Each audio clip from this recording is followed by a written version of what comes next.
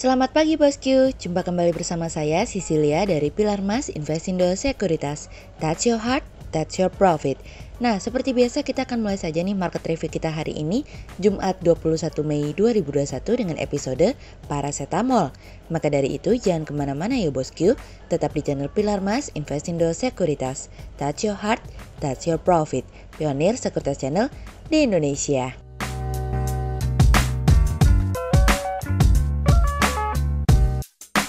Seperti biasa kita akan mulai dari Global Economics Calendar. Ada berita dari US Philadelphia Fed Business Outlook yang turun dari sebelumnya 50,2 menjadi 31,5. Kemudian ada dari US Initial Jobless Claims yang turun dari sebelumnya 478K menjadi 444K. Kemudian ada dari US Continuing Claims yang naik dari sebelumnya 3.640K menjadi 3.751K. Kemudian kita beralih ke Corporate News. Ada berita dari PT PP Presisi Tbk atau PPRE yang kembali dipercaya membangun infrastruktur tambang pada area pertambangan nikel Weda Bay, Halmahera dari kontan.go.id. Kemudian ada dari PT Mulia Bogaraya Tbk atau Keju yang mencatat laba tahun berjalan sebesar 121 miliar rupiah hingga periode 31 Desember 2020, naik dari laba 98,5 miliar rupiah di periode yang sama di tahun sebelumnya dari iqplus.info. Kemudian ada dari PT Makmur Berkah Amanda Tbk atau Aman yang meraih laba yang diatribusikan ke pemilik entitas induk sebesar 19,81 miliar rupiah hingga periode 31 Desember 2020, naik dari laba 13,79 miliar rupiah di periode yang sama di tahun sebelumnya dari iqplus.info. Kemudian pada perdagangan hari Kamis tanggal 20 Mei 2021, IHSG ditutup menguat sebesar 37 poin atau 0,64% ke level 5.797. Investor asing mencatatkan penjualan bersih sebesar 17 miliar rupiah. Kemudian kita akan masuk ke market review kita hari ini. Cerita hari ini akan kita awali dari sebuah momen. Saat ini di tengah rendahnya penerimaan pajak di berbagai negara, tampaknya membuat pemerintah di banyak negara berbondong-bondong untuk mencari sumber pendanaan baru. Kementerian Keuangan di Amerika memperkirakan bahwa banyak orang kaya di Amerika masih menyembunyikan pendapatan besarnya yang berjumlah miliaran dolar, yang dimana itu artinya memberikan dorongan kepada Biden untuk memberikan pendanaan kepada IRS agar dapat melakukan pekerjaan dengan cakupan yang lebih diperluas serta memberikan persyaratan baru terhadap transaksi keuangan. Langkah-langkah yang diambil Kementerian Keuangan ini merupakan rencana pemerintah untuk dapat mengumpulkan 700 miliar dolar pendapatan tambahan selama 1 dekade melalui IRS atau Internal Revenue Service. Bagi Republik tentu saja ini merupakan sesuatu yang dianggap merugikan oleh mereka. Bagi Biden sendiri, dirinya membutuhkan penerimaan pajak yang lebih besar untuk dapat mendanai berbagai macam stimulusnya senilai 4 triliun dolar dalam stimulus ekonomi jangka panjang. IRS akan meminta bank dan bursa cryptocurrency serta lembaga keuangan untuk melaporkan berbagai macam transaksi ke IRS untuk mendapatkan informasi yang lebih banyak agar IRS dapat mempersiapkan auditor yang sesuai ditambah dengan sistem informasi dan teknologi yang dapat mendukung setiap transaksi yang ada. IRS juga meminta agar mereka semua melaporkan para nasabah yang tidak memiliki IRS, tujuannya agar terciptanya transparansi.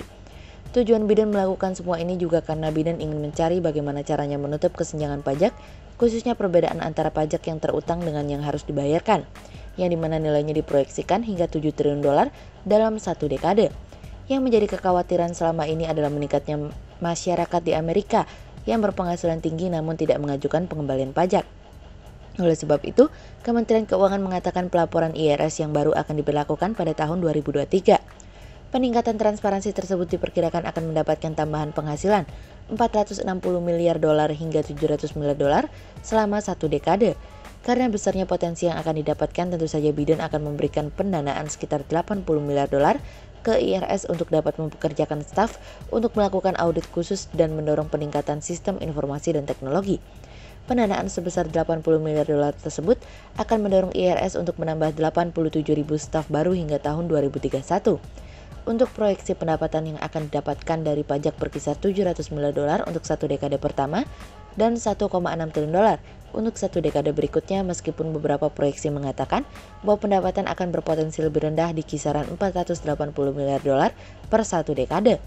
Fokus utamanya adalah pembaharuan sistem informasi dan teknologi agar dapat mengimbangi perkembangan dunia yang semakin digital, agar dapat memaksimalkan penyerapan pajak bagi pemerintah.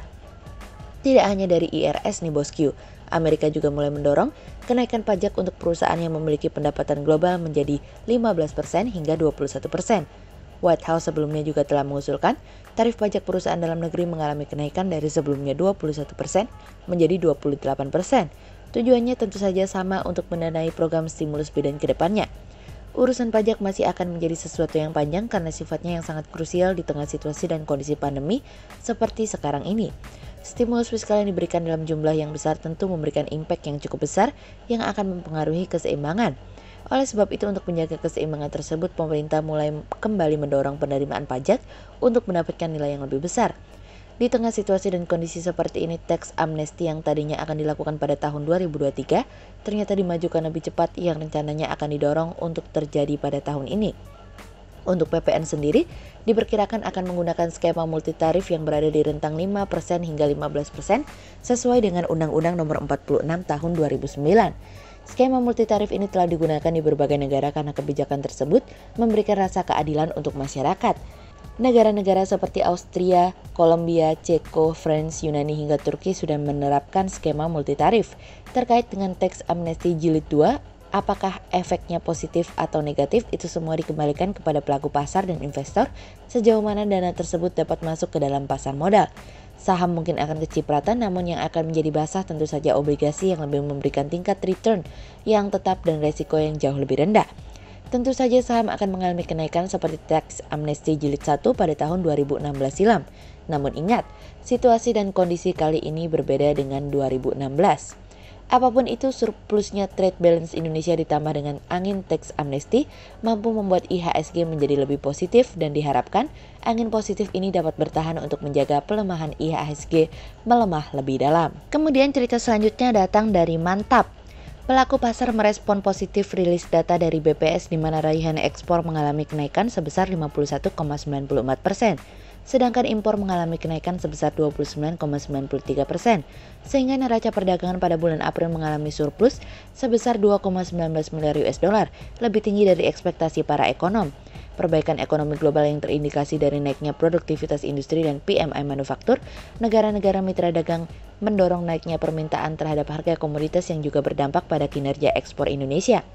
Terdapat penurunan ekspor yang cukup signifikan dari India di mana kasus pandemi yang meningkat memberikan tekanan pada impor negara tersebut. Peningkatan ekspor non-migas ke beberapa negara tujuan juga terjadi ke Tiongkok paling besar, Swiss, Korea Selatan, Taiwan, dan Malaysia. Sementara ekspor non-migas ke Belanda, Jepang, Bangladesh, Italia, India. Di lain sisi, peningkatan impor menjadi sejalan dengan naiknya produktivitas pabrik yang saat ini telah memasuki fase ekspansi. Naiknya impor didorong oleh komoditas migas maupun komoditas non-migas. Impor migas mengalami kenaikan 136,86% year on year, sementara impor non-migas naik 22,10% year on year. Sehingga berdasarkan technical analisa, kami melihat saat ini IHSG memiliki peluang bergerak menguat dan ditradingkan pada level 5.734 hingga 5.828. Berikut stok watch pilar emas hari ini ya bosku. Yang pertama ada dari Inco, kemudian yang kedua ada dari BRPT, dan yang ketiga ada dari ISAT. Berikut dua saham yang kami analisa hari ini ya bosku. Yang pertama ada dari Ruis atau PT Radian Utama Interinsco Tbk yang mencatatkan penurunan kinerja di kuartal 1 2021. Berdasarkan laporan keuangan interim perusahaan, pendapatan Ruis sebesar 359,25 miliar rupiah di 3 bulan pertama 2021. Meskipun mengalami penurunan pendapatan, namun perusahaan masih mampu membukukan laba periode berjalan yang dapat diatribusikan kepada pemilik entitas induk alias laba bersih sebesar 8,71 miliar rupiah. Turunnya pendapatan tersebut dikarenakan turunnya pendapatan usaha perusahaan, di mana pendapatan dari segmen pendapatan jasa pendukung membukukan 206,39 miliar rupiah atau turun 25,7% jika dibandingkan dengan periode yang sama yang membukukan sebesar 277,99 miliar rupiah. Sehingga berdasarkan technical analisa dalam tren pada jangka waktu short term berpotensi untuk bearish dengan target 210 dan tingkat probabilitas sebesar 77%. Kemudian yang kedua ada dari ISAT atau PT Indosat Tbk yang meraih pendapatan sebesar 7,34 triliun rupiah hingga periode 31 Maret 2021, naik dari pendapatan 6,52 triliun rupiah di periode yang sama di tahun sebelumnya. Naiknya pendapatan yang dibukukan perusahaan sepanjang kuartal 1 2021 dikarenakan adanya kenaikan pendapatan seluler yang tumbuh 12,5% year on year dari 5,37 triliun rupiah menjadi 6,05 triliun rupiah, yang dipicu pendapatan dari layanan data yang meningkat 21,2% year on year. Segmen pendapatan dari bisnis MIDI atau multimedia, komunikasi data, dan internet meningkat 15,8% year on year menjadi 1,17 triliun rupiah. Sementara pendapatan dari bisnis telekomunikasi tetap justru turun 7,1% year on year menjadi 133,68 miliar rupiah. Sehingga berdasarkan technical analisa, dalam jangka waktu short term berpotensi untuk bearish dengan target 5.900 dan tingkat probabilitas sebesar 64%. Berikut kami akan menampilkan 40 saham pilihan dari Pilar Mas.